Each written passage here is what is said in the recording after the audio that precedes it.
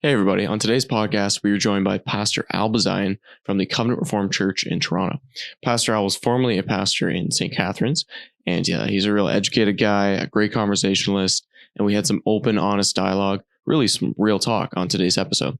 Mainly, we talked about the topic of addiction with his story as a recovered alcoholic, his advice for how to approach and deal with addiction, and then finally how the church can help addicts, people who are addicted to pornography, alcohol, narcotics, anything really. It was a fantastic episode. We really enjoyed talking to Pastor Al. He's a great guy. He has a lot of good things to say. And without further ado, enjoy the episode.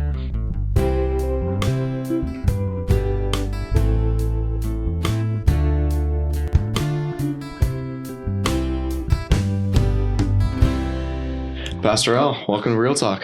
Thanks for having me. Yeah, it is awesome to have you here. Yeah. We're very excited to talk to you today about addiction and all these other surrounding topics around the word addiction and all the issues around that. So yeah, good. Maybe first off, let's just start with who you are, where you're at in life right now, what are you doing, and what's your story? We'll go from there.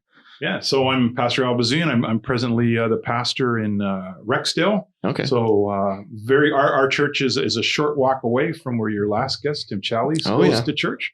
And it's been a real blessing for me actually at this. I wish I was younger like you guys, because I find there's so much I'm learning new. Yeah. Like I just learned about grava this week. What's that? See, yes, so I'm keeping up on you guys. So the Jamaicans are starting to take over parts of the town, and they're selling different sorts of ganja, weed. Oh yeah, and it's the new delivery. So it's just a leaf that you smoke your weed in. It's super high nicotine and super mellow smoke, apparently. Huh. So there you go. Yeah. So that's taken over. Yeah. All these little, it's interesting in Rexdale, right? Because they talk about, and I'll talk to my neighbors, right? Yeah, what do you think about this legalized pot? So why would I pay? The prices are too high. I'm not paying taxes on it. And it's 3 times stronger on the street, at least. So there you go. Wow. Hasn't really done much. They're not going to touch it. Really? Yeah. Yeah. So we're learning lots, but no, God has been good. We have 17 birth nations in the church. The core is still mostly Canadian Dutch. Okay, yeah. But we're pushing 30% now that's not. And so that's been for me a real new lease on life. We're just over 3 years there. 17 years before that in Niagara, in St. Catharines, in my home congregation, and that's where I had a lot of my trouble. So we'll talk about that, I guess, in a minute. But I grew up there, Christian school. Okay. Yeah.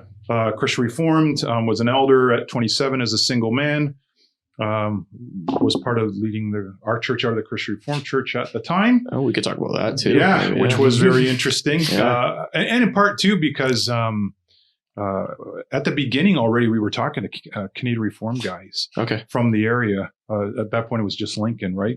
It's been explosive, the growth in Niagara since then. Yeah. But yeah, we had fellowship over the Word of God and what we were going to do, and at that point they said start at the URC, and then we'll start talking, right? And I think we're going to talk a little bit about that tonight. But yeah, I went through Christian schools and then Calvin College, came back to I actually taught at my old high school with some of my old high school teachers. I was always feeling a nagging. It wasn't enough. I'd been a social worker. I worked in a Christian outfit in Michigan, and we had the first juvenile sex offender program in the United States, actually in North America. So I worked with sex offenders for just over 2 years, a little longer than that. Wow. Then my visas ran out, came back here. And then someone said, you know what, you should think about teaching. Went back to Calvin, got my degree, taught at Beacon Christian High School, and then became a pastoral assistant. In the meantime, I met my wife, Sonia. We got married. And then a man who I dearly love, I did his funeral not about 6 years ago. And he stood up at the congregational meeting saying, why are we taking this man? Let's send him to seminary. It's time. And I hadn't really thought about it. How old were you? 28. Okay. 28 or 29. Yeah. And then Heritage had just started, and other people thought maybe I should become the principal at Heritage because I was teaching there as well. Okay. Right. But God moved me, and I went to Mid-America Reformed Seminary. Graduated with Pastor Bill DeYoung. Oh, yeah. Okay. Yeah. And Bill always told me, Al, don't worry, where there's a bill, there's a way. So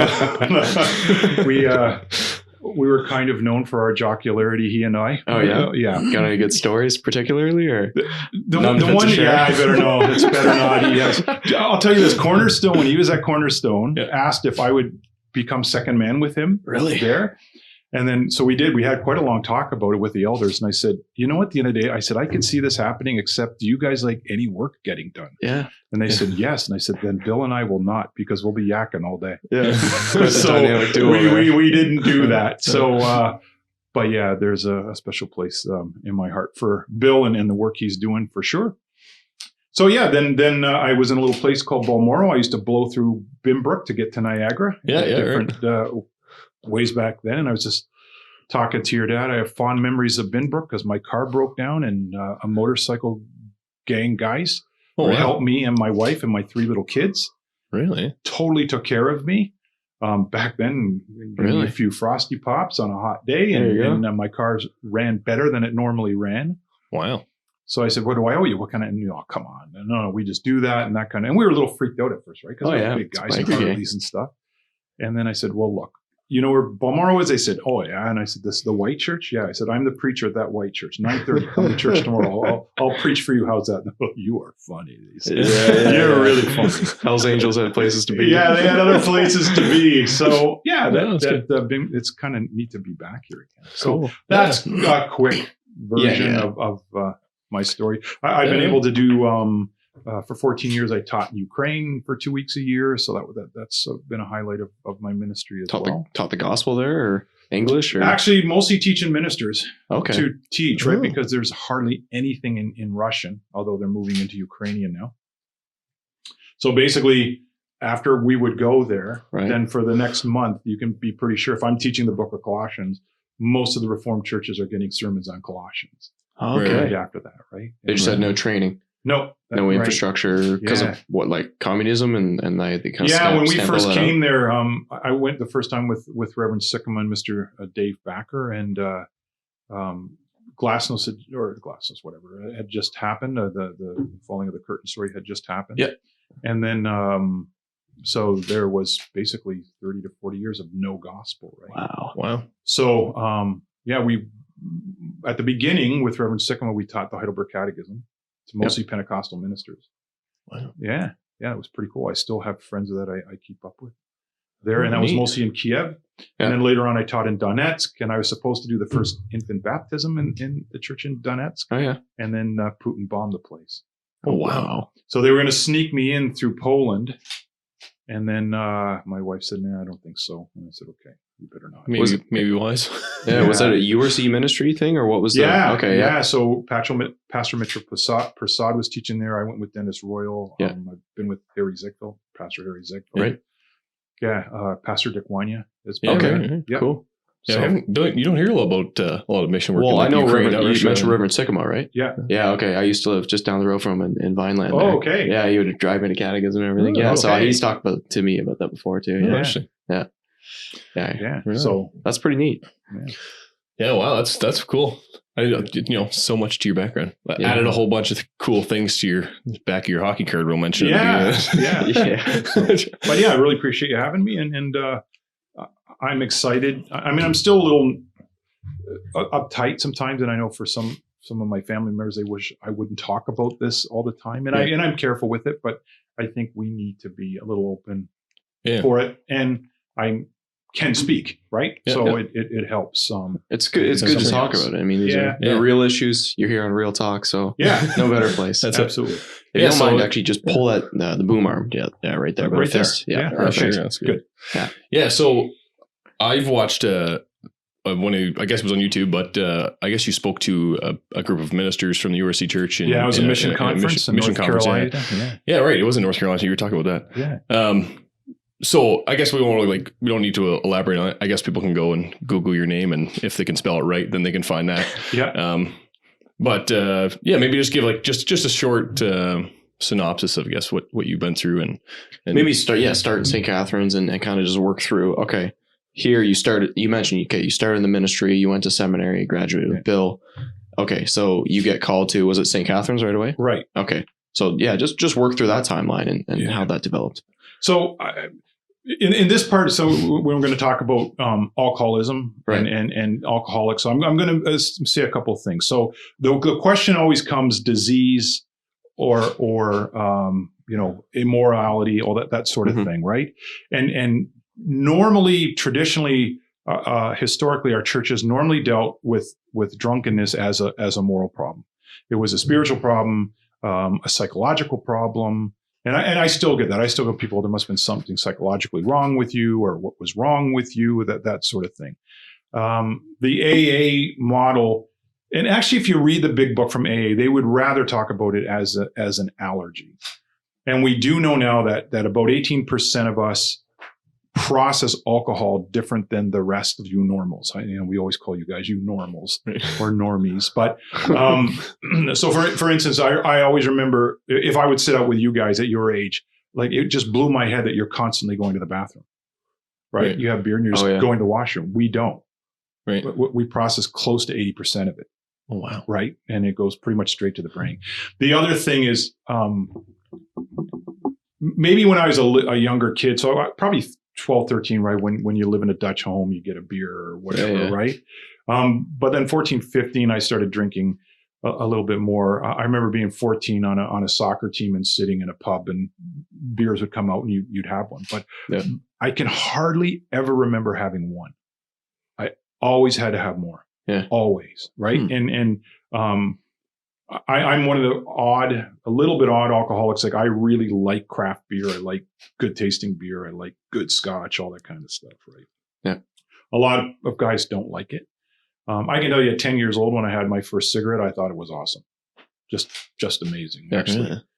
Talk about stupid, 10 years old, right? So I would sneak out my window. I would rip off cigarettes off my dad, go smoke out in the back in the winter. And then when the snow melted, it was like a butt fart factory out there, right? And I even lied and said, like, my sweet neighbor girl must be smoking cigarettes, Dad, outside your house. So stupid. But I don't know. I just have a massively addictive personality. Right? 14, 15 years old, I was already drinking, not to excess, really. No.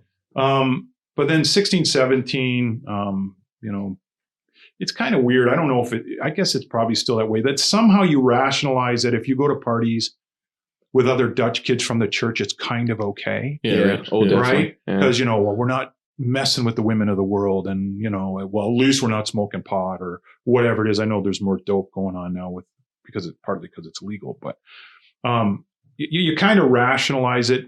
And there was times that I was getting drunk, and there was times that I was drinking too much, but most of the time it was really in control. I had a little spot in Calvin when I was at Calvin College where I got scared, and I actually went to see somebody about it and kind of got it back under control. I would work. I would only drink on the weekends. But again, too, like I always had more than I needed. Right. Like a simple thing, like American beer it is horrible. Yeah. Like for us Canadians, it really is horrible. Yeah. So we would go across the street, buy 2 bottles of stout, and then you'd buy a pitcher of beer. In my own Dutch mind, it was almost a sin to not buy beer there because it was so cheap. Beer, right? Yeah. So you dump your stout into the beer, and then you got good beer, right, for the whole night. But I liked it. I always liked it. It was fun. It's part of the cool thing of, by the way, being Canadian and going into Grand Rapids, Michigan, and they're from the Offscheiding, right? So there's a strong sense of piety there. So drinking was still kind of frowned upon. I mean, the kids drank, but you certainly didn't broadcast it. Okay. But the Canadians, that was sort of our signature, right? Mullet, cigarettes, toques, sure, and garbage clothes, because most of us didn't have very much money, and drinking beer, and stuff like that. I remember at Calvin, my dad came and visited us, and then he left my roommate and me. He was from Canada as well. He left us 8 beers he had left over and a half bottle of CC. And I had to go see the dean because you're not allowed to have that in your room. Right. Oh, really? Right. Yeah. And my dad gave it to me. He said, "Oh yeah, you Canadians, and I'm not justifying this, but I want people to start thinking about this. 80% of you guys can handle it, but about 18% of us can't. Right. And you know what? You get drunk once, you're done. Mm-hmm. You're on the way. And so I can honestly say for me, it was about a 40-year journey. Right. If you're in that 18%, you get drunk once, you're on the way. Right. And I would go, we were talking about going to Ukraine with Reverend Sikkim, I would have nothing to drink because those people there, a lot of them were recovered alcoholics. So you didn't drink around them. Yeah, right. You were very careful. And we would constantly be asked, well, is drinking? Oh, yeah, of course, drinking is okay. That's Pentecostal and that's Baptist and we can drink and all that kind of stuff. I can even remember when Sonia and I, when we had our wedding and I had to buy the wine and beer. Yeah. I went to the beer store and they said, how many guests will be at your wedding? I said 300. And I had bought, 5 or 6 cases of beer. He said, oh, you don't have half enough. You need at least 12 because it's a Dutch wedding. Oh, yeah. Right. The reputation. So, I know. Yeah. So interesting. It's kind of tied up in the identity almost of Canadian and like specifically Dutch. Yeah. Dutch It's Canadian. just a culture thing, eh? And if you remember from that thing, but the Dutch never have a beer, right? They always have a small beer. Yeah, right. They always have a little glass, and that kind of stuff. And you can have a couple. Putje beer, right? Or a borreltje or whatever. So it just always was part of my life. And then after my sister died, I think sometimes too, it just was a way to numb, choke stuff down. And like I said, for me, it was fun. I was more fun. I thought when I was drinking something. I just really liked it. And then when I went to seminary and stuff like that, there was guys who would go for a drink and have a cigarette or whatever, that kind of stuff. But then I, quit that in time. But by the time I got to St. Catharines, even when I was at Balmoral, I was working all the time. Yeah. And that's sort of probably why I wasn't drinking that much. I was working all the time. And, one of the things I've learned since then is this whole dopamine thing. And the jury's out on the dopamine thing, right? Okay. But like a simple thing, the millennials, Generation X, Generation Y, part of the reason that you're on your phone so much is because if I put something on my phone and somebody answers me back, it's a trigger of dopamine. Right? Yeah. Oh, boom. I feel good about that, right? Yeah. The whole pornography thing, I think you talked with Tim about that. Yeah, definitely. I mean, there's massive. We know that happens. And we also know that with alcohol. The interesting thing with alcohol, right, is the first part of alcohol is sugar blast. Yeah. So, when you go to a wedding, everybody has a drink and then they go dance. Yeah, right. Right. And then, but most of you guys are smart enough to say, after 2 or 3, I'm done. I'm tired. I got to drive home. But I don't. I keep doing that. And the depressive part didn't kind of whack on me as much, right? I could drink long and the tolerance is pretty high, which I should have figured out. Yeah, right. Then at the beginning of my drinking too, I hardly had a hangover. I never hardly had a headache. I did it. You get stupid, but anyways, I get to Trinity and I'm working way too much, right? I'm neglecting my family. And then what happens is you men will do this. Apparently most men will do this, is we will move to the place where we feel the best. So where are we getting accolades? Well, every time I would speak at a conference, or I would teach catechism, or things went well with a sermon, or I did a good pastoral visit, you're getting strokes, right? And then when you go home, well, you've never been home. And then, of course, my wife's getting a little bit frustrated with me, or my kids aren't listening to me because I'm not around, right? So, well, then it's just easier to be in the study or deal with people where I'm getting those strokes. And then we had a crisis in the church. Things went bad. Some of a differing point of view on a pastoral issue, and we never really did get it resolved. But in the meantime, it created some harsh feelings and stuff like that. And I started getting down, right? And I figured if I just worked harder, I could get out of it and stuff like that. And it wasn't working. So I was starting to drink a little more, right? I was starting to drink after meetings or as soon as I got home from work and I didn't have to work that night, then beer turned to beer and scotch, and then scotch I couldn't really afford anymore, and scotch is hard on the stomach, so I just went to vodka, right? And that was starting to happen more. Then I had a wicked burnout. I just completely burned out. But so the church properly said you need to stop working, but I didn't replace it with anything. Okay. So I was just on a basically 6-month holiday.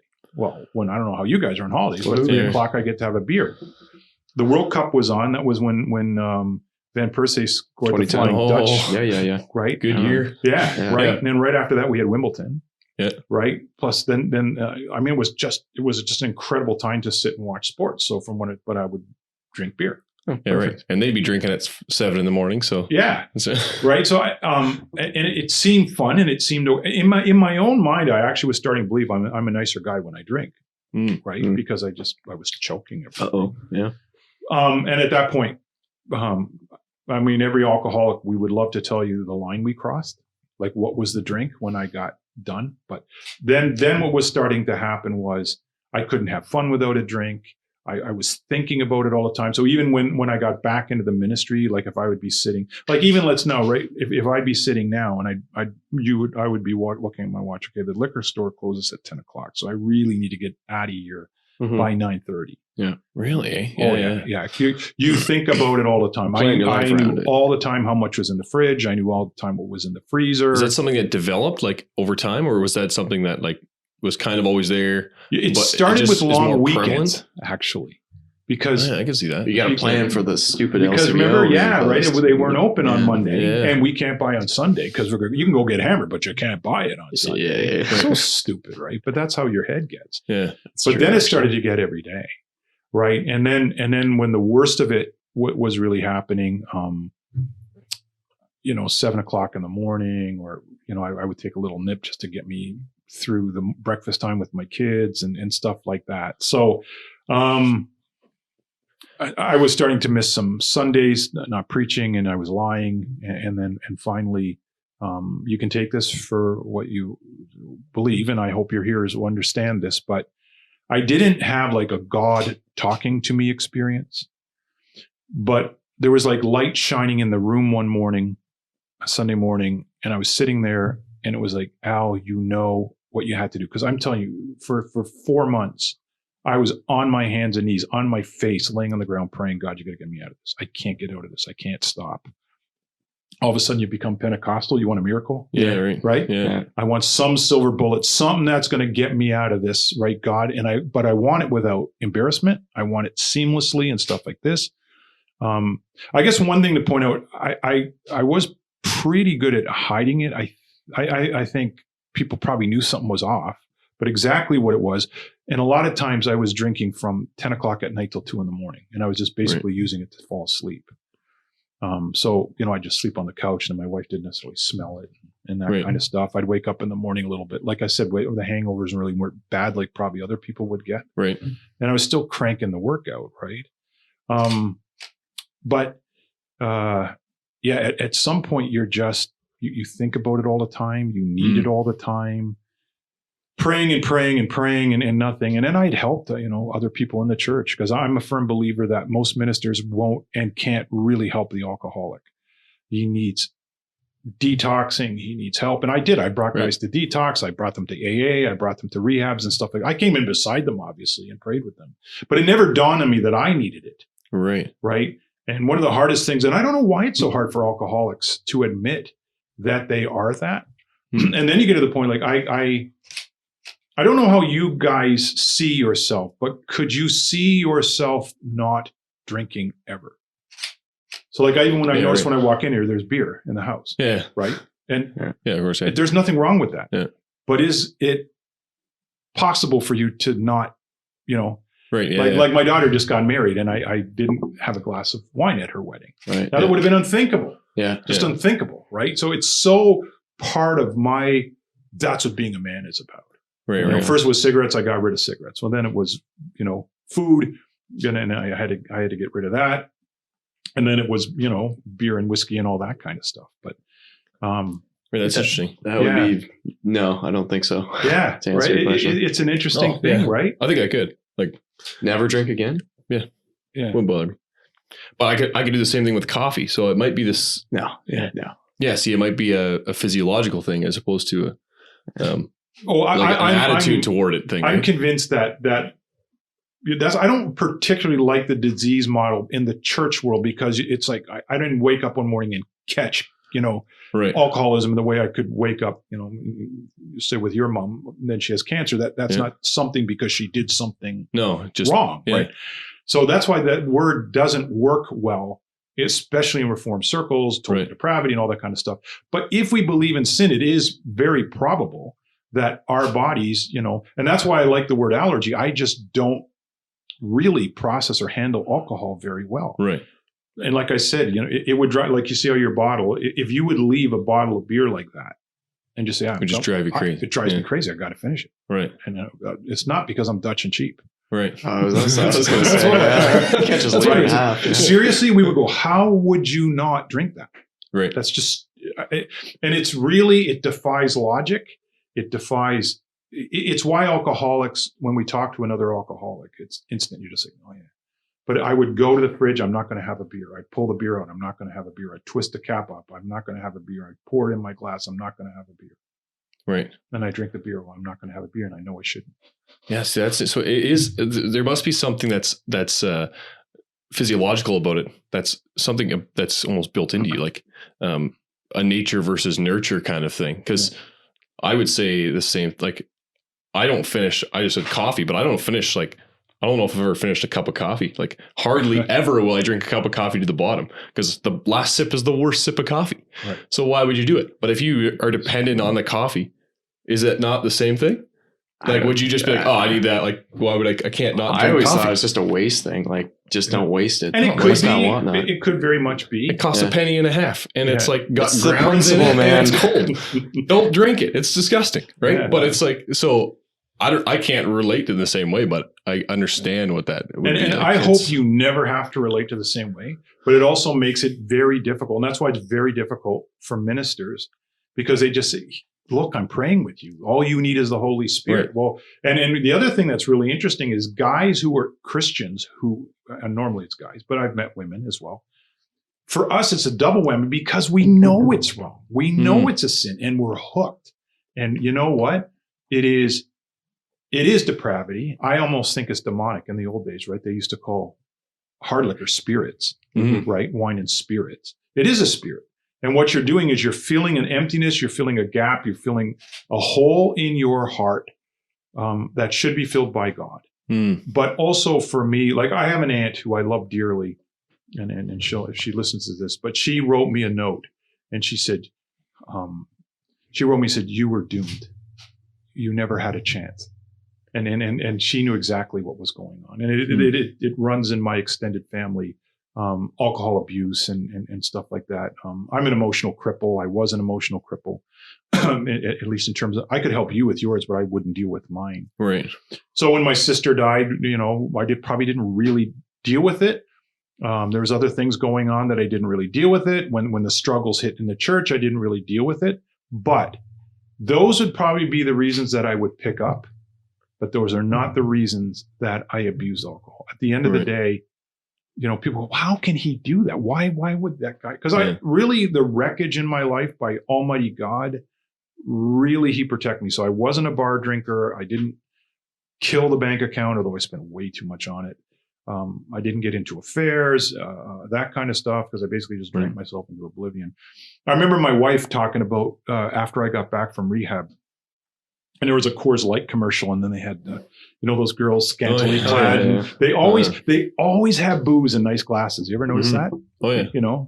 Even our bottles, you would never put booze in a bottle like that, right? Cheap It's always plastic. cool. It looks good, right? The whole thing looks good. Yeah. So she says, "Is that does that attract you?" I said, "No." They had some guys stumbling around in the garage where nobody could see them. The glorious underbelly of alcohol. Yeah. See, that's far more because I couldn't let you know. Right. I'd have a drink at a wedding, but I would finish it off at home. I couldn't get caught in the car. I couldn't get caught being stupid in front of you. Right. Now, you start losing control, or the alcoholic thinks he's more in control than he is at some point. But it's a remarkable thing because in everything else, and especially us white guys, we have to win. Oh yeah. We have to overcome. We have to something. And then with alcohol, I had to say, I lost. Yeah. I can't beat this. Is that different in other cultures? Do you see that in Toronto? I just know us the best. Yeah, fair. The difference is that the Hindus and the Muslims are not supposed to drink. So that it's not a deal for them. They just wipe it out, or they end up coming to Canada, and it's starting to be a real problem. Yeah, in the Hindu community, especially, it's a wicked problem. Really? Right? Yeah, because they have no culture of it.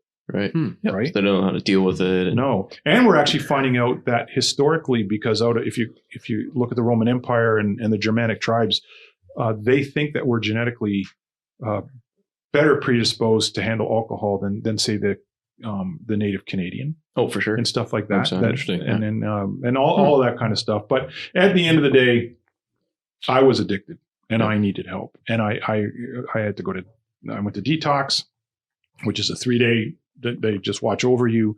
The third day, you're in the most danger. I wasn't, like I said, I wasn't too bad. I didn't have the bends. I didn't have DTs. I didn't have the hallucinations or anything of that kind of nature. But I was good and sick for 3 days. But it was a good time. Almost everybody I met in detox and rehab that ran the places were all born again Christians. So that was really wonderful. How does that work though? Because I've heard, I think this is correct, that there is like still a physical dependence. Like, did they wean you off of it? Is that how that goes? Okay. Yeah. So, I guess 3 days, the booze is basically out of you, but the physiological, psychological dependence is still there, right? It's still your go-to. Yeah. So, I mean, I look at a girl and she's good looking. I want to drink. I look at really good plate of food. I want to drink. All the triggers. Everything that you would say that would, like even thirst. If I'm thirsty, I want beer, which is the exact wrong thing for thirst. Water. Yeah. Right. But pretty soon everything, and you can't make dopamine normally anymore. The only way you can make dopamine normally anymore is through alcohol. So the only time you ever feel good, and as soon as the alcohol is leaving you, you feel horrible. Right. Man, it's don't go there. Just don't go there. And anybody's listening, even if you think you're going there, do yourself the 10-day test. Don't drink for 10 days and see what goes on in your head. And how, because if you're thinking about, okay, I'm down to 9 days, in 2 days I can have one, you probably are in trouble. Really interesting. What's the difference between alcohol abuse and alcohol addiction? Yeah, so we talked about this right just before we went on air, but they're really working hard now to understand this. And like I said, there's I don't know how they really know, but 18% they say of us are genetically, physiologically predisposed to, we just don't cope with alcohol well. And if we get drunk once or twice, we're probably headed down the road to dependence. There's a lot of other people who simply use booze to cope. But if they're asked, look, your heart pressure's going up or you're getting diabetes, you need to knock it off, they just can't. Okay. They can just do it. And I could not do it without help. Now, the one thing in terms of my own recovery, as opposed to maybe some people listening, if they are in recovery, I've never had a failure. Like I've never had that I picked up again. A relapse, Relapse, thank you. So I don't know 100% for sure. The only way I could know is if, we would have a beer tonight and then let's see, can I sleep over? But I just don't need it. Yeah. Right. And it does make some weird things, right? Because I've been at churches where I can't serve wine at the Lord's Supper and drink it. Oh, yeah. Because even that little thing, I've talked to a guy 25 years sober and he was at a wedding and he had a little shot of sherry. Didn't even think about it. Yeah. Boom. And in the next 2 years, he was done. Oh, my. Fried. So, but what do you do? Grape juice? Yeah. Yeah. Okay. Yeah. Or I don't. If I would come to your church and they forgot, I would just hold it up and then put it down. Oh, fair enough. Right. Yeah. So I remember when I got to Toronto, so at Trinity, they have center ring. In Toronto, it's really easy because they have a white ring. We just have white wine because we have so many visitors off the street. And in the likelihood of having alcoholics or addicts, so we just make it really easy. We have white wine, that's white grape juice, and then red is wine. Good call. So it's just really easy to do. Yeah. So that was already there. But when I did my first Lord's Supper there, they filled a pitcher full of Welch's, but my wife didn't know that. My kids didn't know that. And I forgot to tell them. And I drank from the pitcher, which at Trinity, I would pour the wine, but then drink from the thing. So it was really quiet and not too happy in my house after the Lord's Supper. And I let them stew for a while thinking I had wine. And I find it's grape juice. It's Welch's. Yeah. It's okay. Which, by the way, Welch's purple grape juice does 80% of the same thing that wine does in terms of dopamine, health benefits, all that kind of stuff. Yeah. It doesn't have the kick. Yeah. Right. And it's true. Alcohol does something. And you know what? If you guys can have a drink, go nuts. Why not? Yeah. Wine makes the heart merry. Yep. All that kind of stuff. Like it really is a good thing. But for those of us who can't cope, and if anybody's listening, please contact Real Talk, and you can get my contact information, and it will be kept complete. So at Detox, I got introduced to Alcoholics Anonymous in earnest. I mean, I taught it and learned it, and that sort of thing, 12-step. Yep. But the second step was to first step. I'm powerless over alcohol, and then my life had become insane. And then second step, I hand my life over to God, and then of course they have, as we understand Him. But I knew Him. I knew Him, and I got God back in terms of grace. And I really realize now that even in my ministry, I'd become a professional Christian. God contracted me to do His work, which is complete and utter nonsense, right? But God does this and Bezuyen does that. And He did. He gave me a lot of blessing, But I started, I don't know, there's this weird disconnect. So when things went bad, it must be my fault. So I just need to work harder. Right. Now I can't cope because God must not be happy with me. So now I turn to a drink. And it's just ridiculous. But is that mindset kind of prevalent in our churches? Like we have a lot of committees and a lot of I guess it's very structured work. Is that mindset of just being a subcontractor, I think you've said, is yeah. So I'm a sociologist in terms of my first degree was sociology. And back in the day, you couldn't get a social work. You could only get a concentrate in social work. So you had to get a sociology. And it was a somewhat subset of philosophy in its day. But where I'm going with this is it's interesting that the Calvinists who grace alone, by faith alone, by grace alone, came up with a Calvinist work ethic. Right. Don't you find that interesting? Why do we bust hump all the? It's not just me. Everybody does. Right. That's what we're supposed to do. And it's are we paying God back? Right. Why are we doing it? And I had to really take a good look while I was sitting on a couch, just embarrassed and horrified. And my wife was in Italy. My daughter had left the house. She was sick of me. She went to Italy. My wife and my other daughter were there. Then they got a phone call. I told the elders, you got to suspend me. You have to suspend me.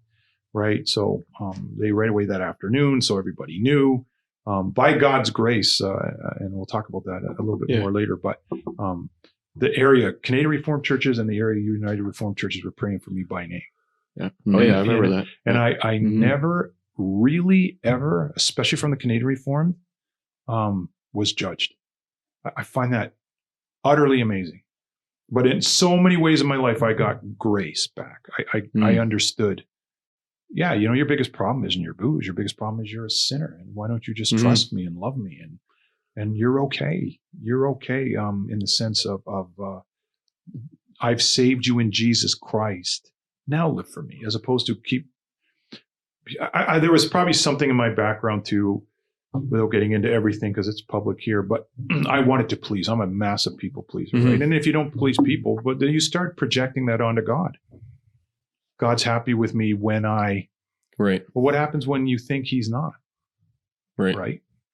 And then you're up there preaching and you're hearing yourself preaching. And why don't you believe that? Why don't you grab onto that? Why don't you hold on to that? So I went to rehab in Westover. That was a wonderful time for me. It was 3 weeks well spent. And like I said, most of the people, but even there, right? So it's supposed to be all anonymous. And I had no anonymity. I mean, everybody, I showed up at Westover and a Canadian Reformed couple were there dropping off their son. Reverend Bezuyen, are you visiting somebody here? No, I'm here because I'm an alcoholic, right? Right. Yeah. It's I can't get away from this. And when I walk in, one of the guys who's a counselor goes, Al Bezuyen, do you live in Virgil? I said, no, that's my uncle. And then I found out later that that guy's son married my cousin. Oh, really? So she married a Bezuyen. So it really was like Alcoholics Anonymous. Oh, it was just crazy. Right. And then when I went there, they said, we heard about you because I said, let me at least have my Bible. They said, we'll let you have your Bible because they usually let you have nothing. Oh, yeah. Right. They said, but we'll let you have your Bible and we don't care if you pray alone, but we don't want you walking around because we've heard about you, how you want to help other people. Right. So I said, okay. So they did that. So I hid in a corner and then I had this one guy, probably about your age. Oh, yeah. And he even looked like you. Really just whacked on heroin, cross-addicted in heroin and booze. Now I'm offended. And he says, it was so foul. I can't do it. But it was funny if I think about it. Like just dropping F-bombs all over the place, but I finally found a minister. I've been praying to God to send me, blankety blank minister, blankety blank. And can you teach me how to pray? I said, dude, I can teach you how to pray. That's not a problem, but we got to drop some of the language if we're going to go to God with it. All right. So he started joining me in devotions. And in 4 days, I had 9 guys joining me in devotions. Wow. And every one of them before we left in 3 weeks led meetings in prayer. Wow. So cool. And I said, God, really? I've never had this in my life. People that don't know anything about God. Because when you have a God as you don't understand him, who do you pray to? Right. But if you have a God you understand.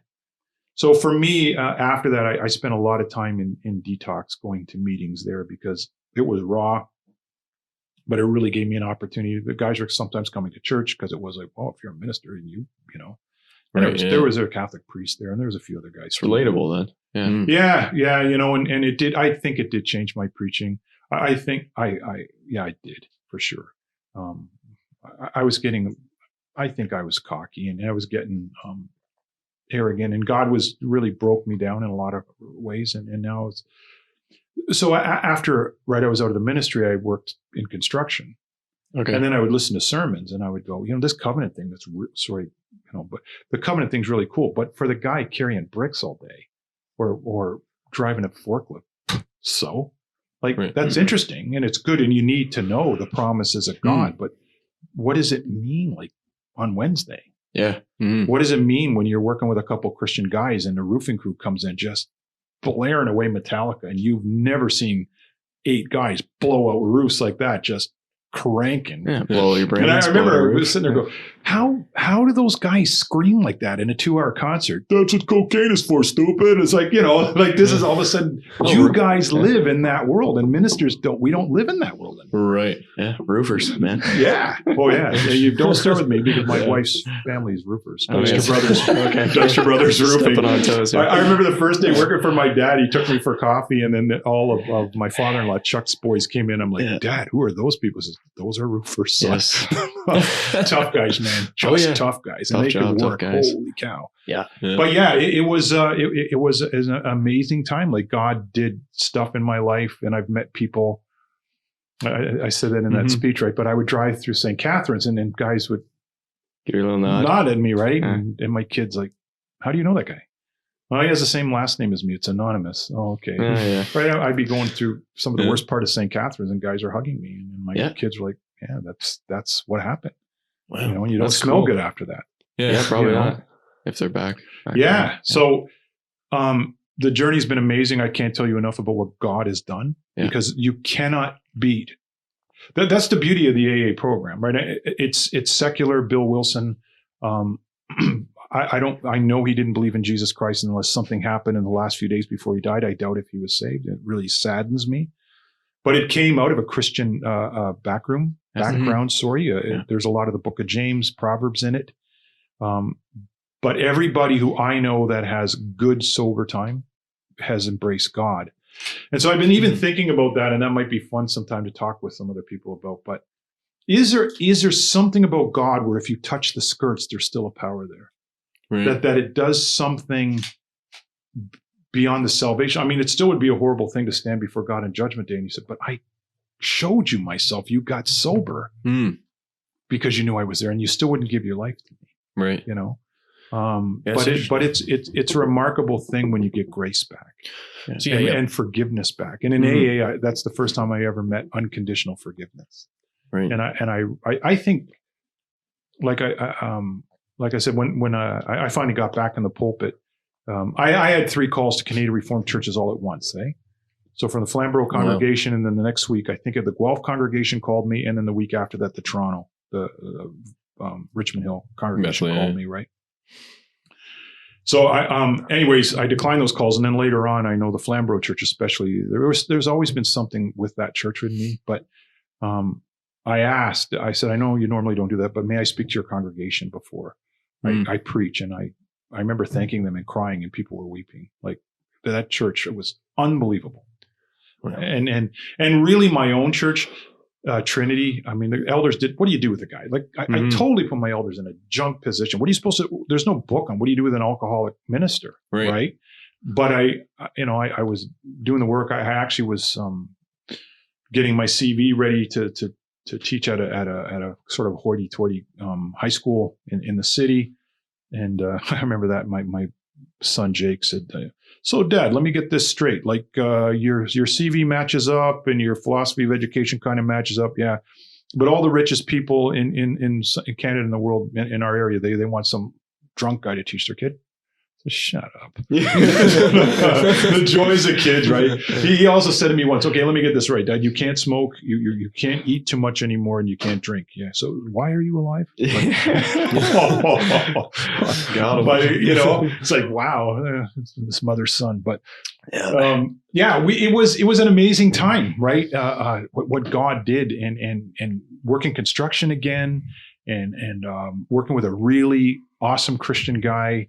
Who really, he trained under my uncle and my cousin. So he ran a job site most of the way I'd done. And I mean, carrying bricks, they've been doing that since the slaves in Egypt. Oh, yeah. Not much has changed with that job, except there's like maybe a boom on there, a Zoom boom and stuff like that. But wow, it was, and for God to get me out. But like I said, everybody that I know who has good sober time, that is an alcoholic and a narcotics addict as well, has received God. And in all of my, it was interesting when I was at Westover, I would talk a lot about Christ and God in our conversations. And then they asked me, so they asked me to speak at the group in front of me, their graduation, so the week ahead of me. And I said things, and all of them came to me and said, "We're not allowed to say that, but keep doing that, okay?" So that was pretty cool, right? God gave me things and to this day, like since I've been in Rexdale, I've had different people coming up who are addicts off the street. Our church is right at the bus stop. Oh, perfect. So, I've learned about crocodile, I've learned about Russian drugs, I've learned about this, but it's all the same thing. Yeah. And you're pouring a material thing into your body to solve a spiritual problem. Mm-hmm. And the beauty of a 12-step program, and by the way, there's Life Renewal. I was going to ask you about that. Okay. We're running it in our church. Sweet. Right now, just actually on Thursday will be the second session. So if any of you are close to Rexdale and you need that, please show up.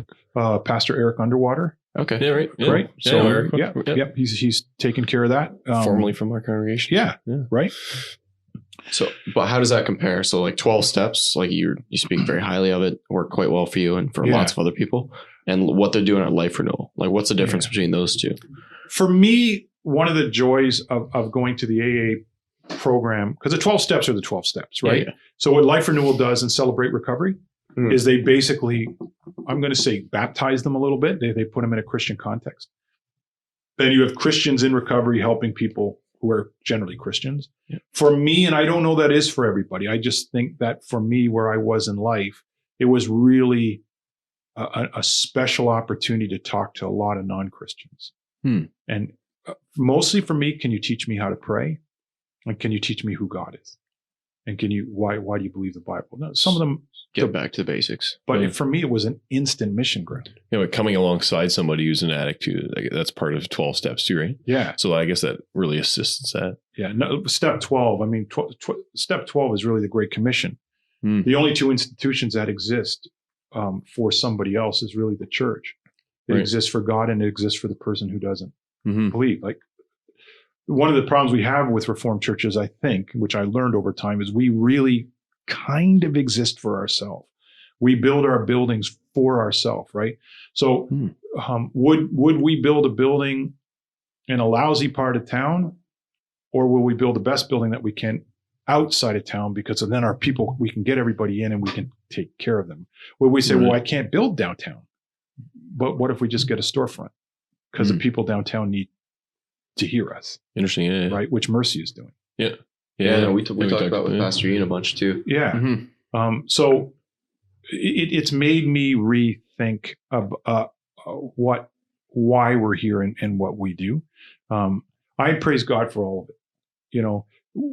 It's what did I read the other day? Less than 20% of the addicts of alcoholics will ever go get help, and about half of them will get better. That means a lot of people are going to die of alcohol, from alcohol. Yeah. And they don't tell you that, right? Like, my blood pressure was up my doctor will ask you, well, do you drink? Yeah. I don't tell them how much. Yeah. Right. Yeah. But there's a lot of people who are dying from alcohol related things. Because one of the things that I get asked quite a bit is with this COVID thing, what do you think about? Because a lot of Christians were cheesed off, right? That the liquor store was allowed to be open and the beer store was allowed to be open. And I said, you guys should actually be praising God, because you know how much abuse would be happening if the alcohol wasn't allowed that was a right big now. thing. Yeah. Because it, you know. But I've heard that the COVID's creating a problem with youth because it's isolating people, and that's kind of driving this. We're having a big alcoholism problem in too, Rexdale with fentanyl. Right. Right. People are idle, I guess, right? And isolated. They can stay home. They can do their thing. And Generation X and Generation Y is willing to take fentanyl for the experience as opposed to have any problem. Wow. I just want to know what that feels like. The problem is it can kill you at one time. Say you've described, what was it? Crocodile? Yeah. You described that and that thing. I wouldn't want to try that once. It sounded terrifying. Right. Just the first shot of it would be like. Yeah. Right. And even heroin, but I didn't realize how big morphine is in the city. Right. Pill form. Right. Right. And then of course, you get the methadone clinics and blah, blah, blah. But there is a problem. Canadians, I read that per capita, Canadians use more pills than any other nation in the world. More prescription pills, right? So, you know that free, over medicated. We're way over medicated. Yeah. And I bet you that's in the church too. So you came in contact with a lot of people from outside the church when you were going through the 12 steps. Yeah. Is there a difference between the disease and morality divide there? Because I think in the church, just my thought would be, it's harder to come forward with something like this because of it's not just viewed as a disease or an allergy or just a physiological problem. It's also immoral. So it's like now you're dealing with two ends of it, whereas someone coming from outside the church maybe isn't dealing with that. Yeah. I think that you're way back into your normal life unless your record is really bad, especially if guys have been cheating on their wife or tanked the bank account. Because, I mean, alcohol, if you're spending 100 days in alcohol, you're probably getting pretty hammered, right? Right. But you need to spend like $1,500 a day on Coke, or if you're spending 2,500 a day on whatever you're doing, right? Like you're going to get broke pretty fast. So that wreckage, but those guys seem to have an easier integration into the world than the alcoholic back into the church. The alcoholic back into the church. Like if we had a gossip who stopped gossiping, who would know? No, exactly. Yeah. Or if we had the guy cheating in his business, who would know? Right. But the two, alcohol and of course, the one that probably still is the most unforgivable is adultery. Right. Like I'm pretty sure that if I'd committed adultery, I don't think I would ever be restored into the ministry. Right. I was going to ask you that actually too. You jump in on that side. Yeah. Well, because I was looking at this last night in the URC church order. It's pretty much the same in the CanRef one too. Yeah. It lists like the gross sins and whatnot. I forget it, like 61 maybe article. Yeah. And it mentions habitual drunkenness in that, along with adultery and a whole list of other ones. Yep. Maybe just break that down. Like, how did that conversation go with your church leadership and the elders there? And what, I mean, obviously you're back in the ministry now. So I was thinking even as an elder in your church, right? It's almost the same, right? And there's a lot more of them, right? Yeah. So I'll tell you a couple of stories, but we'll start with the thing first. Sure. So I told the guys, you need to take me to detox and you need to suspend me. You came forward. Right. Mm-hmm. Yeah, so that was a big difference, I think. Yeah. They knew something was wrong, but I was fudging and getting, I mean, I was a lying son of a. Yeah. But, I'm sorry, but, I have a hard time. What a creep I really, really was. Okay. I don't know why my wife stays with me or my kids, but anyways, I was just miserable because you're such a two-face. Yeah. Because I don't want anybody to know. Mm-hmm. Right. But your kids, it doesn't matter if they know. And usually what's happening is you're just really inconsistent. You're Mr. Happy Guy and then you're yelling. But anyways, so I did come forward myself and I just said, you need to suspend me. They went to they did the proper procedure. I had resigned myself and I've been fighting the ministry my whole life. When I walked out of my grade 12 graduation, 3 ministers, older men, came to me and said, come here. And they said, we really think you should think about the ministry. And I actually busted out laughing. I thought that was the most hilarious thing I'd ever heard in my life. But I thought about it. And I had thought about it a little kid. I loved going to church, I loved the minister serving the Lord's Supper. I loved listening to a sermon. I don't know how convinced I was about all of it, but I just loved it. But then it came time and I'm like, I don't know. I'll become a teacher. I don't know. I'll become a social worker. And finally, God did get me there. But this just seemed to me, and then I failed my Greek comp. And then, okay, good, God doesn't want me to be a minister. And then one of my professors found a way, said, it made it happen, right? So, okay. Yeah. And then the ministry did happen. But now I thought again, okay, now this is clear. God does not want me in the ministry anymore. So I got that job working construction, and the church took care of me still, right? In terms of my salary and taking care of my family and stuff like that. But it was getting, I don't know, we were getting to, I guess 8 months, 9 months. And then I kind of thought, well, I got to get a better job. Like they can't keep taking care of me and I don't want this. And I still had to pay off my rehab, right? I had to pay for that myself. So kind of what happened really was they didn't know what to do. And I told them, I will not ask you ever to reinstate me. I will not do that. And I will not pursue another church. Yeah. If they want to talk to me, that's fine. And that happened. There was one church in town, a more evangelical church, and they said, we really could use a pastoral counselor. What would you think? I said, well, in the meantime, I was getting a little bit of counseling and we were working through some stuff.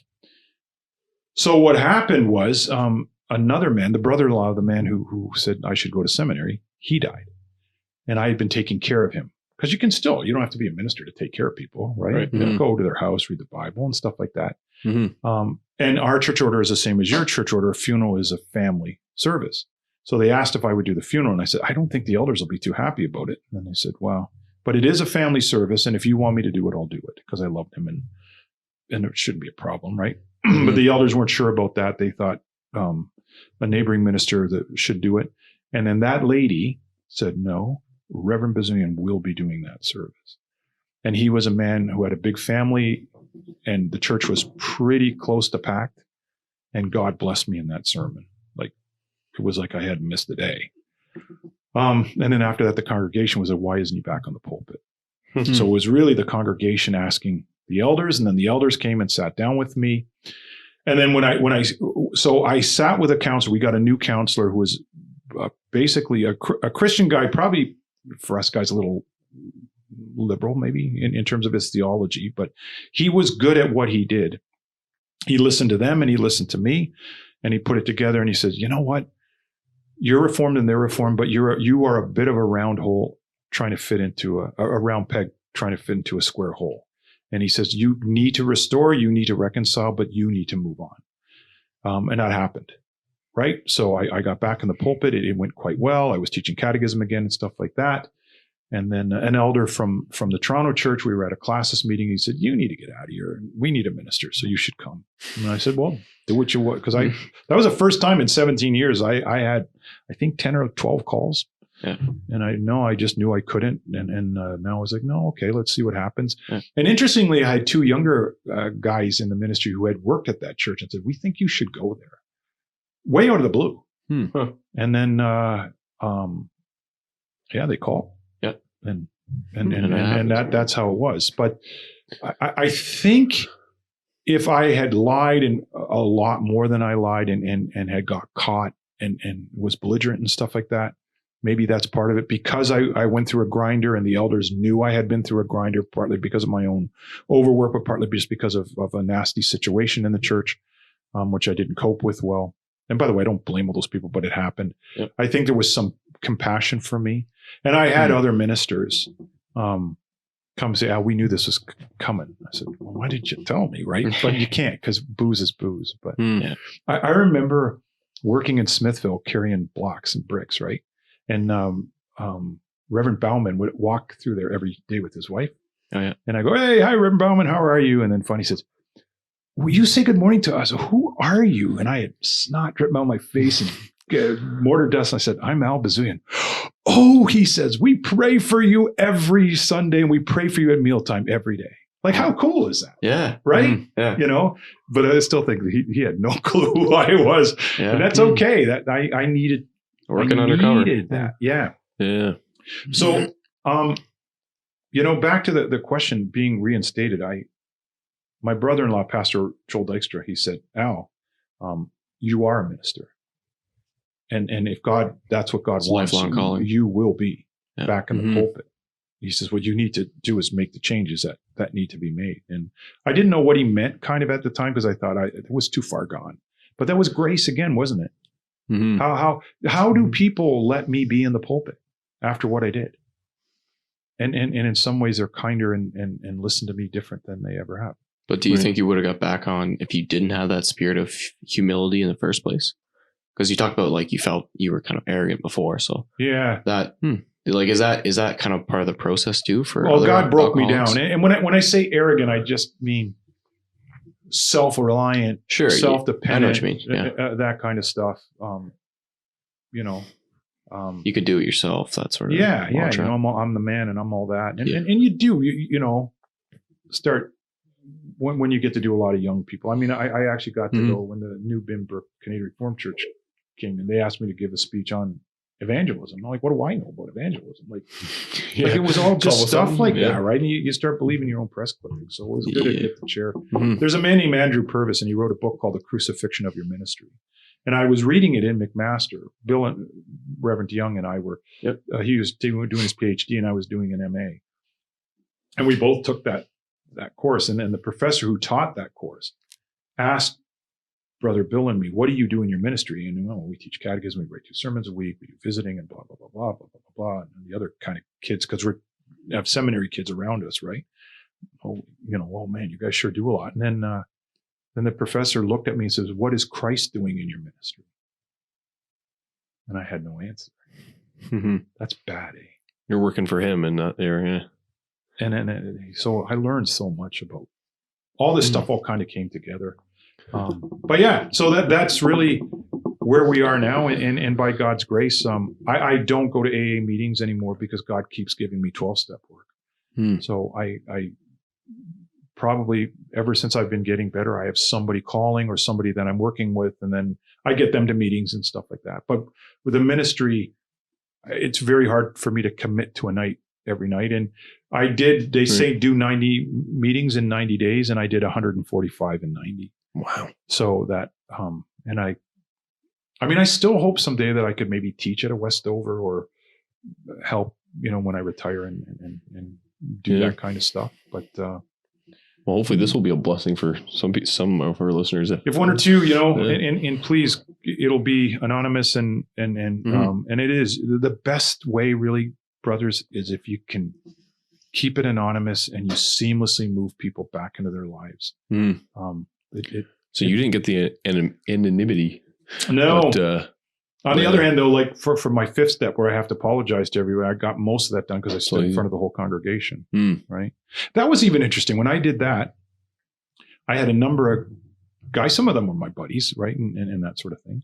I used to sing in an octet, which we called 8 Smocklick. 3 years we sang the national anthem at the Blue Jay game. Oh, wow. Yeah, actually. Yeah. Is that on YouTube? Cool. I don't know, but we did Doc Holiday's last game wow. Cool. That's cool. But that's going in the highlight reel. Yeah. So some of those guys came, right? And we used to drink together all the time. Oh, yeah. They felt lousy. Yeah. Like we didn't help you and some other people. But I remember guys and even a couple girls saying to me, I wanted to be next in line. We all should do that. And just stand up. Public apology. And I remember my oldest daughter, did you have to tell him everything? I said, yeah, now you're free. No more lying. You're free. Everybody knows your dad's a bum, but I'm forgiven too. Mm-hmm. Right? Yeah. And I wanted to ask you about that because you had a really distinct, like, hit rock bottom moment where you just, like, you were in a situation where it just came to, you kind of hit a wall. Yeah. And then it was just out there. Right. And then I guess that in a way it helps you to deal with it because you're kind of forced to. But I guess, like, you've started talking about porn addiction a little bit too. Mm-hmm. And a lot of this stuff, like, I've been doing a little bit of listening and reading on this stuff and the isolation, especially with COVID even, but the isolation factor that comes into this stuff kind of fuels porn is a little bit different because you drink with buddies. You normally Right. don't do porn with buddies. Hey, I'm watching. I mean, they used to at wedding, for the bachelor party. Oh, I see. But hardcore porn where guys like, Yeah. these young guys are watching on their phone. They don't want anybody to know. Right. Right. So Most then of you my never 12-step work, do you more ever than have half of it is porn addiction. Right. You don't really have a hit rock bottom moment unless you have that in yourself, I guess. I think God Right, has to give it to you. Yeah. Whereas like your family can almost give you it with a drug or an alcohol addiction. We have a saying in Alcoholics Anonymous because they always say, "Oh, you have to hit rock bottom." When an alcoholic or a porn addicts are even worse at this. When they hit rock bottom, they get a shovel and start digging. Mm-hmm. I don't know what it is, Yeah. but that's what it is. And you know what it is? Partly, I feel lousy because I'm drinking too much, and I don't know how to get rid of the lousy feeling, so I drink. Right. So I'm looking at porn. I feel like a disgusting human being, especially if these guys are married. Right. I mean, just an interesting thing. Like, I don't know how much Tim talked about that, but A little bit, yeah. how you know why Viagra sales are so high? Yeah. Because yeah, 25 and yeah. 30-year-old guys can't get it up looking at their wife. Like 33%. Yeah. It's absurd. And young too. Like what you said, it was like 18 18 to 40. Yeah. There's like a third of men. Yeah. Right. And it's because they have no clue what affection is. Yeah. No, by God's grace, that's not for me Yeah. an issue. It's not my drug of choice. But when I was going through rehab, because the more and more of guys with porn are going through regular rehab, Right. they told us then that the rewiring of your brain with pornography is 15 times worse than heroin. Yeah. And it's just a physiological change inside you. Yeah. It's hard to reverse. It's almost impossible for a porn addict to ever, even afterward, to make normal dopamine again. So how does someone hit the wall with that and then decide? Like I asked him a similar question. He said, "Man up," which was a very Jordan Peterson answer of him. He said, it's just a matter of manning up. But when you describe being an alcoholic, it's not a matter of manning up. You just can't do it. Right. And so you pray for months. And unless God works that in you, and if you hit a wall with it, then your family finds out, and then You had to it's get help. out there. You had to get help. That was right. But with a porn addiction, or even there's many other things that you Porn can do. addicts have to admit, I think, that they need a plan. Yeah. More than alcoholism, and alcoholism is definitely that. It's building networks and building small groups.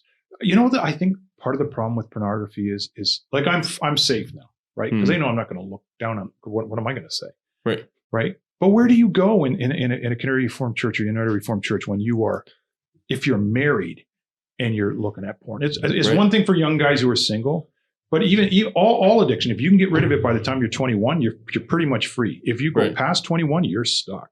Yeah.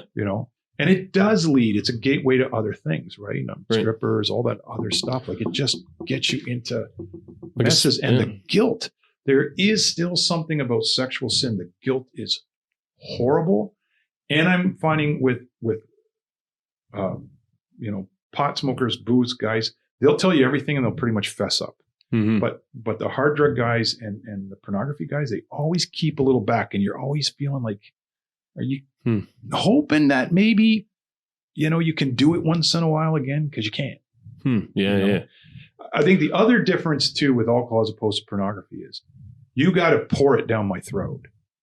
Right. Yeah. But I can walk in the mall and see it all over the place. Yeah. I can hang out with my buddies and see something on Netflix, and all of a sudden That's right. It's like, yeah. So like for you, like it's pretty easy for me to stop you from drinking. Right. But, with porn or, it's way more a secret thing. It's also way more accessible. So even a movie or anything, or like a music video or something, right? Yeah, and the loneliness of the pornography guys. It's just horrible. They normal affection, just fun between a man and a woman. They don't understand it. And there is hope for it. And God can do things. And I understand where Tim says man up. I get that, but I also understand that there's you need God. You need God in a really special way. And you also need, we have a saying in Alcoholics Anonymous that when I'm in the pit of the alcohol, right, the minister will come and he'll say, hey, you need to stop drinking. Here's the Bible, right? Yeah. And the psychologist or the sociologist will say, you need to stop this. Now here's a better way to live. Right. But with AA, the alcoholic will jump in the pit with Say, and you go, why are you here? Because I was here, but I actually know the way out. And it does help a lot. And I am finding cross addiction guys, like when I share stuff. The other thing with the fifth step, like you know, fourth step, you make a fearless inventory of your life and the junk you've done. And then the fifth step, you know, you confess that to somebody else. That's really hard for the pornography guys because it's the whole thing has been so secret. It's so secret. So, and it's harder to get caught maybe too, right? Yeah, probably. That would make sense. Yeah. Yeah.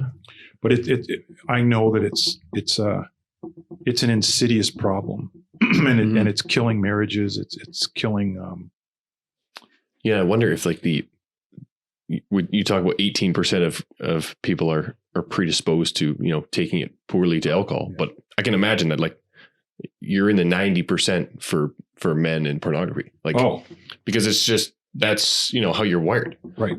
So yeah, I'm just like it's got to be so much more prevalent and so much more. And I don't know if there's anything that you've seen in the church other than the AA thing that you know, as a way to deal with it or groups to help. I know the jury is out with small groups, so I want to be very careful with this, but because I don't think it's the best. I still think elders watching over the congregation. And I think your age group, so I'm figuring you guys, what, 25? 22, 27? Okay. Split the difference. You know, I just think of gentlemen my father's age, 80 years old. I just can't imagine them sitting in small groups sharing all their sin. Right. I don't think you just didn't do that. No, shared a beer. Yeah, right. Or just tough it out. Right. Yeah. You just don't talk about those things. Yeah. And maybe in some ways they didn't do it. So I'm 58. If we wanted to look at pornography, we had to go to the corner store. And, that's what Tim said. It was tough to find. Yeah. Or we would go to look at National Geographics and look at some emaciated tribal women and go, ooh, right. What's the big deal? But now, and not only that, you can hear it and see it. Right. Like, oh, wow, and that's why my age group has a tough time sometimes even understanding what you men have seen and go through. But I think we need to have accountability. And I think especially there has to be someone, because it was for me huge. I still have a buddy out, and he's not a Christian, but I call him the sage. He'll just text me out of the blue. Are you okay? And it's like, whoa. Right? Just checking in. And I've been doing that pastorally a lot more. You don't need to call me. Just text me, pray. And that's been massive. But if you text me and say, pray, 95% you're not going to go look at porn. Right. Because you took the time to do it. Right. So we always say in AA, my next drink is an arm length away, but so is the phone. So make a choice. Right. Yep. And there are choices you make afterwards. Yeah, for sure. You know, but with all addiction, you need help. And a lot of us are very proud and we think we can beat it on our own. And no sin can be beaten on its own. I need Jesus Christ in the first place. But why did he give us the church? James, right? Chapter 5, confess your sins to one another. Yeah. Martin Luther talks about, I lament the loss of the confessional, not because he thought it was a good thing in terms of the theology, but where does a man go to confess his sin?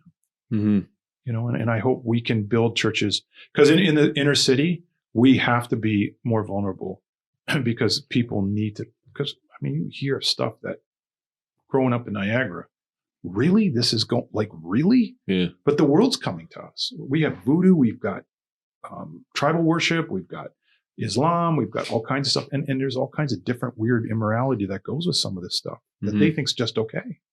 And I go, that's why God wrote Ephesians and Colossians, right? Yeah. So, yeah. Interesting. Yeah. Yeah. That's crazy. Yeah, we're getting near the end here. What do we got here? Oh, we still got like 10, 15 minutes, I think, still. Yeah. I got minutes to yak too long. No, it's good. Yeah, that's good.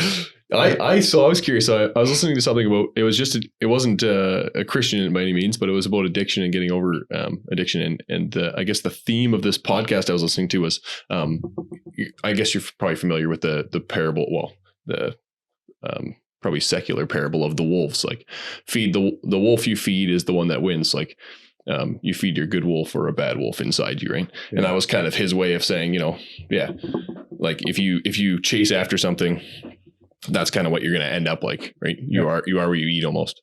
So I was curious, is it more, I'm trying to distinguish between the bad wolf, killing the bad wolf, like killing your addiction, getting rid of it.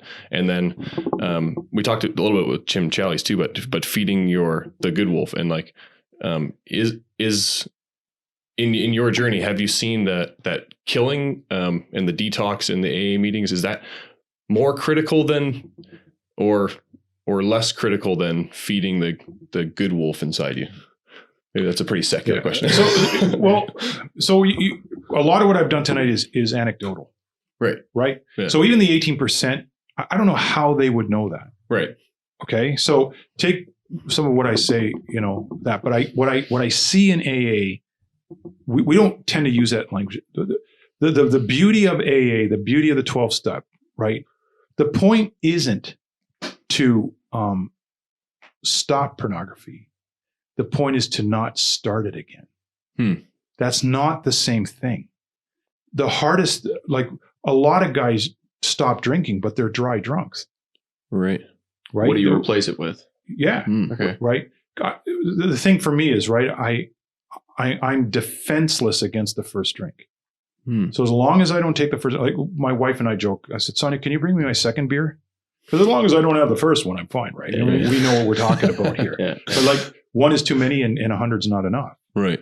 Right. So what I would rather talk about is conversion. You put off the old man, but you put off the old man by not just constantly putting on the new. You need to do something else. Right. And you know what the biggest thing in AA is? Do something nice for somebody else. And don't tell anybody. That's the hard part. When you see somebody, an old lady cutting the lawn, you go, and by the way, it freaks people out. What are you doing? Or do you want money? No. Bye. Yeah. And it's weird. That's what the 12 step. If I'm helping somebody else, I'm accountable. I feel better. Yeah. And it makes its own dopamine if you want. Yeah. There was a new study out, right? My son is at U of T in psychology, and there is far more joy in the use of money and giving it away than buying something, even and giving it away or for yourself. That physiologically, weirdly, we're wired if we do something nice for somebody else. And the more you fill that, keeping my interesting prayer, right? In AA, the prayers are not, oh Lord, help my wife and all this kind of stuff. But Lord, you know my weaknesses. You know I struggle with bad language, which you can see I do. I struggle with bad temper. I'm immature. And would you please give me an opportunity to serve you today? And you be very specific. And I think that everybody should start doing this, but you can't just pray, forgive us our debts as we forgive. What debt? What did you do? Get specific. Yeah. Right. And the more you do it, it's amazing how stuff goes away. The biggest two reasons, by the way, pornography, all addiction. The reason we start again is resentment or anger. Right. Okay. Oh, he gets to use it and I don't. Yeah. Or he gets to have a beer and then you start self-pity and blah, blah, blah. I mean, you saw a wiener of the world. That was me, man, drinking. I still am, but it's not as bad, I hope. But you pray. You pray for that guy. Yeah. You want that guy to have what you have. And it is. When you go to a meeting and you're with recovered people and you cry and you weep and you hear stuff that rocks your world, but the hugging and the laughing, and it's just, I hope the church could be like that. We're freed from sin. Jesus Christ died on the cross. Who cares if the Blue Jays won or lost? Jesus died for me, man. Yeah. Brother, are you saved? Like breaking news. Yeah. And I think AA was cool because have you guys been talking much about the meta narrative, the narrative? There's a big story of creation, fall, redemption, restoration. Yeah. But there's your story inside that. And all evangelism is just telling your story. And at AA, we learn to tell the story. Like, what about at the beginning when you have to say, hi, my name is Al, I'm an alcoholic? Yeah. Like, so every time you go to an AA meeting, you still have to say that, right? Sometimes I say I'm ethanol challenged. Yeah, that's funny. Yeah, there you To go. Robin Williams. Yeah. But and my name is Albert Adrian Bezuyen, right? Oh, there you go. Bezuyen. Oh, wow. There you go. Yeah. So God knew, eh? A little bit of cosmic justice. Yeah. Hello, my name's Al. I'm an alcoholic. Hi, Al. How are you? Then we basically give our drunk-a-log, how we got here, what happened, and why we're here now. So my question on that though is, do you think that's in conflict with what Scripture says, that we like the dying of the old and the coming of life of the new? Like, should you say, "Hi, my name is Al, and I was an alcoholic," or is it just kind of a psychological trick they use? Not a trick, but they're tapping into your weakness. So the reason at the meeting I would tell everybody I'm an alcoholic, and psychologically I remind myself I'm an alcoholic, is that I can't take a drink. Right? Because if I'm a recovered alcoholic, I could theoretically take it. So we usually use the word in remission. I'm an alcoholic in remission. Okay. Why would I want cancer again? Why would I want? Yep. Right. That makes sense. Right. So I know I've been asked by some people from Christian counselors about that too. Is that a good way to define yourself? And I understand that. And I'm sensitive to it. I am thinking about that more. Hi, I'm Al Bezuyen. I'm an alcoholic saved by grace and living alcohol free. Yeah. By the grace of Almighty God. I think we can do that. But the reason that we do is just simply to remind ourselves. Bill Wilson, I think for the last 38 years of his life, never had a drink. And on his deathbed, he wanted alcohol still. Really? It's a demon, man. Did you guys know that all addiction grows even when you're not using? Yeah, I came across that too. And you mentioned the term dry drunk, which is like you don't have anything, but you're right there. Right. And I read something that said like you can actually be an alcoholic before you've had a drink in your life. Right. Because of what you're saying, like you have a condition, it's a physiological thing that they kind of related it to like if you were going to steal something, you actually do it more for the rush of stealing it than you do for whatever you're grabbing. Exactly. And so it's the rush of doing whatever you're doing. Gambling smoking, addiction. Gambling. Yeah. It's more about doing it than it is about what you're doing. Some guys get more jacked losing than winning. Really? Well, how can that be? Because think of what's going through your body. If you just dumped 10,000, you just bet the house and you lost it. What do you think? Yeah, when you're waiting for those cards to come. It's a thrill. Yeah. Right. The dopamine is off the charts. Yeah. So, there's a fellow that we talked about, 25 years without booze. And then he's feeling good and he has, it's an Irish thing, but they pour half a beer in a glass of lemonade and he drank it. And that was at 2:00 in the afternoon. And by 2:00 in the morning, that next day so that within 12 hours, he was on his second 40. It grows. It's all cigarette guy. Ask any guy who quit cigarettes. If you pick up, if you were smoking a pack when you quit, you'll be at a pack and a half within a week. Really? Picking up again. It amplifies. Yeah. Huh. Well, your body knows that you need it. Yeah. And it's telling you all the time. Mm-hmm. I haven't had a cigarette in, I don't know, maybe, how old am I? 58. So at least 30 years. Wow. Close to 30 years, I guess. And I still, when I feel uptight, where's that pack? Where's that pack? Yeah, you smell it. Yeah. My dad smoked for years too. That was the thing. We always smoked when he was fishing, and then even now when he's fishing, he'd be like, oh, yeah, like you just feel. It's how hard it is to barbecue steak or hamburgers without a cigarette and a beer?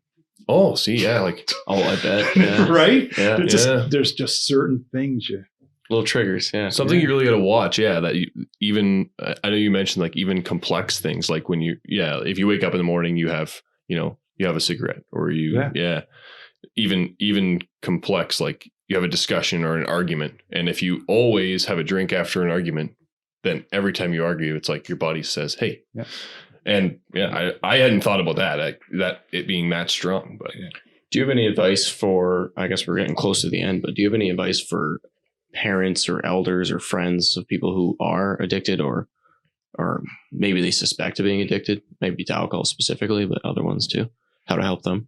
Well, what we need to do is find recovered people in our church communities, find them and we'll come talk.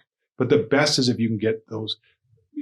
An alcoholic, any addict has to admit that they are. Right. And once they've admitted that they are, then we can move. But I do think tough love starts to happen. You can't let these people ruin your house, rob you of all your money.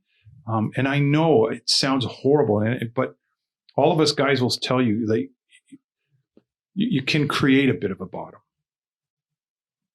right? Sometimes the bottom has to come up and hit you. Yeah. And when a wife says, no more. Yeah. You love the bottle more than me. And every guy will say, no. Prove it. Right. Yeah. And then the other thing too is in recovery, don't be too quick to take them back. Okay. If there's let them get the recovery time, let them work at stuff, because probably the dynamics of the house, aren't changed that much even after you stop drinking. You still got to come in and then refit and that kind of stuff and rebuild. Yeah. But and for ministers too, I think there are more Christian programs, and I know for some people that is a big problem because the theology at AA is junk. What about Life Renewal? Is it like I think it should be fine. Yeah. I do. I still think the optimum is when an alcoholic in recovery helps another alcoholic. Okay. Just because the story is so shared, and it's really hard. And you guys have been wonderful tonight, but it's really hard to convey to somebody how in AA we talk about two kinds of insanity. The one Einstein, right? Same thing. Repeatedly different results. Yeah. But the other one is when emotion trumps intellect. That's insanity. And that's what we are. Our emotion is trumping I know I shouldn't and I will anyway. Why does he keep doing that? How stupid can he be? Yeah. And we can't help ourselves. But that describes so many things, like even just so many sins, greed and gossiping. Like you'd be like, okay, well, I know I struggle with this. I'm not going to do it. And then, even your phone, it's like thing buzzes, it pings. I'm definitely addicted. Yeah. 100%. Right. And then, so as soon as it happens, you're like, oh, I know this is a problem. I talk about this with my friends. I know and it pings and you pick it up and you hate it, and here you go. Yeah. Or you're just, you have a spare minute and your fingers just like, Facebook or Instagram or whatever you do, spend to waste your time. Right. And so all those things, like, I feel like, I guess that's a good indicator. It's like, if you just feel like you can't get past it, then that's, maybe a good indication if you're asking yourself, if you've ever asked yourself, do I drink too much? You probably are.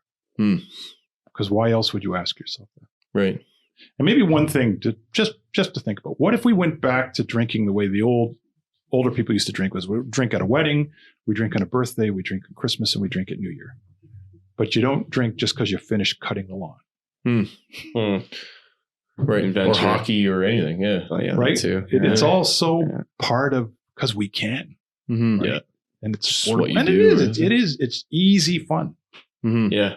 Cheap. But what could be more stupid than working like crazy, sweating, and then drinking 2 beers after a hockey game and then wanting to get up in the morning and feeling good? Yeah. Yeah. Feels good though. Nice after a hot day landscaping. Right. It does, right? Yeah. So it's part of God's creation. I ruined it. That ship has sailed for me. Mm-hmm. And if people are there, talk, reach out. And if you're watching over loved ones, get a thing like get an AA book or get a life recovery or get something and leave it for them to see. Mm-hmm. Nagging, by the way, won't help. Yeah. It ask questions. Right. How are you feeling? Like, don't you see when you come home? Like, aren't you worried about it? And if you need anything, then we can do it. But at some point, you have to remove it from the home. Yeah, that's wise. Yeah. Wow. Well, I think we're at the end here. So I was going to say we should do a couple bonus minutes on CanRef URC relations. Yeah. No. I mean, whatever. I gotta chuck a leak here, so I'll be honest. So yeah, but you didn't even drink your whole water bottle. Oh, I've been holding off. Yeah, Al's gonna drink it. So, yeah. So it's been a real it's been a real blessing though to have you on. Yeah, thanks so much for sharing your story and again, people can go watch a little more about. I'm going to say this real quick. Sure. Don't you think I know we have some theological difference. We definitely have some ecclesiological differences. Canada, if you want to see. But generally speaking, we kind of have two problems. One is we're very close, insular, right? And the other thing is, I think we have a lot of the same subcultural benefits and problems. That when rubber hits the road, we are struggling with pornography. We're struggling with booze. We're struggling with how do we do evangelism better? We're struggling with, are Christian schools great? Yeah, but how come, are they protectionist, or are we really training people to go out and do evangelism? It seems like, at least here in Canada, we share the same problems. Right. And maybe that's another way to attack some solution of unity. Yeah, Tim actually said the same thing right near the end of the podcast with him. He said, and he's Reformed Baptist, and I think it's more and more our goal with this now is like have discussions with wider Christian community, because we need each other, right? Yep. In a world that's moving the other way. And that's been another thing with AA. I've met Christians who really shocked my world. Rexdale, in 1 week, I met 6 different people who had absolutely non-reformed conversion experiences. And I came home, my wife says, "What's wrong with you?" I said, "My soteriology is taking a kicking this week." But what do you do when there's no true church in town and you live in the woods out in Peru? Right. Yeah. And you have some Pentecostal bizarro experience. Well, how else would God convert you? It's true. We're hearing about dreams among Muslims, and they're giving their life to Jesus Christ after. Crazy. Yeah. Did it happen or not happen? He moves in mysterious ways. I know, right? Really, so anyways. Yeah. We another time. Well, yeah, we thank you for coming on, and for all our listeners, thanks for listening. It was beautiful to come out here too. Yeah. It's so nice to drive my car at speed. Oh yeah.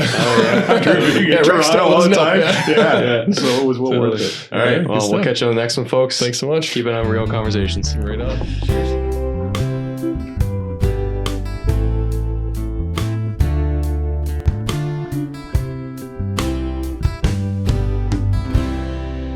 Hey everybody, thanks for listening to this episode. If you want to contact us, just shoot us an email at reformedrealtalk@gmail.com.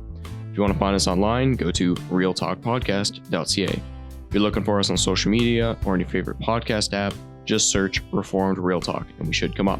Looking forward to your feedback, as that's what helps us grow and improve as podcasters. This show was produced by myself, Lucas Holtbluer, Tyler Vanderwood, and Tim Wimwoodberg. The theme music was made by Calvin Hutton. The table and cabinet in the studio here were made by Ethan Vanderwood of Eureka Woods. And that's all the credits for now, folks. Thanks again for listening. We hope you were informed and inspired by this episode. Till next time, bye-bye.